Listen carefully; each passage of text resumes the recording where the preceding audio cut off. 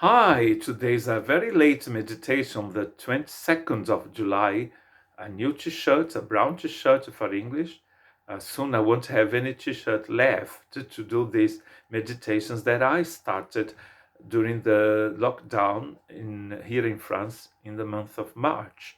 And it's still going to be talking about grace in chapter 11 of the letter of Paul to the church in Rome. Chapter 11. So today is the second, and good evening to you here from France. The first verse of chapter 11 says this: I ask then, did God reject his people? Did God reject his people? It's a very important chapter of this letter to the Roman Church, where he's going to talk later, you see, about grace again. I mean, he's always talking about grace. Anyway, so this is a very important topic here, because after all the things that we have seen about the people of God and how they have gone astray and away from God, the same God that chose them, they've gone completely astray. And so many of them rejected God that we could think, well, God is going to reject them. God is going to reject these people. And that's the question here. And Paul is going to answer this question, and we'll try to answer this question as well, because he's going to say, by no means. Did God reject his people? And sometimes when you're walking with God and you go through a very difficult time, and maybe even now, this time of COVID-19, and you might think, well, God has rejected me. Listen to what says David in Psalm 94, verse 14. For the Lord will not reject his people. He will never forsake his inheritance. God is our inheritance, and we are his inheritance here. God will never forsake his inheritance. It's a promise that the Holy Spirit is giving us in God's grace. God will never forsake us. He will never reject us, and he will never forsake us. And as you walk with Jesus, you understand that. You realize that. You just see it in your life that God was there all the time. Because sometimes you are on top of the mountain, but then the next day you might have to go down into the valley. And then you realize that God goes down with you. Isn't that beautiful?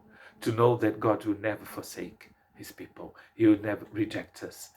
1 Samuel chapter 12, verse 22 says this: for the sake of his great name, the Lord will not reject his people, because the Lord was pleased to make you his own. And then we come to an extremely important thing when you're talking about grace, is that everything that God has done for you, it's because he was pleased to make you his own. He was pleased to make you his people. God was pleased. It gave God a great joy to choose you. It gave God a great joy to love you. It gave him a great joy to come down and look for you and search you.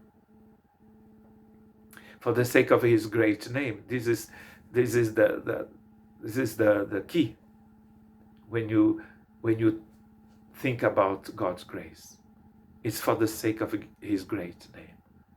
God cannot go against his own person, because here, when we're talking about name in the Bible, we're talking about the person, his identity.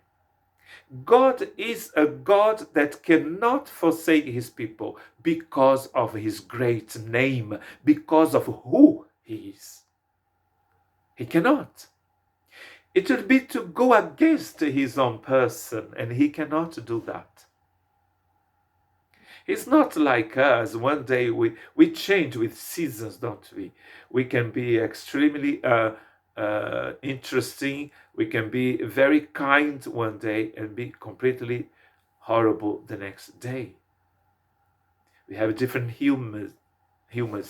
We change with the weather. God is not like that. For the sake of his great name, he will remain faithful. The Lord will not reject his people. That's what Samuel is saying. We can reject him, but he will never reject us. And when you think that God might have rejected you, just remember one very important thing. Remember the cross. Paul, when they thought that was the last time that he was going to see the brothers and sisters from the church in Ephesus, he meets them on his way to Rome, I think. I think he was on the way to Rome. And he's got so many things to tell these people, especially the leaders of the church who came to see him, to say goodbye to him. It was a time of tears. They cried a lot because they thought they were not going to see him again. And then Paul tells them, look after the church of Christ, the church of God, because God gave his blood for these people. We know that God hasn't got blood because he's spirit, but in the person of his beloved Son, he gave his life for you. So how can you think that God has forsaken you? He has come down to you in the valley where you were, and he came to rescue because he loves you, and he'll never, never, never, he'll never forsake you. God bless you.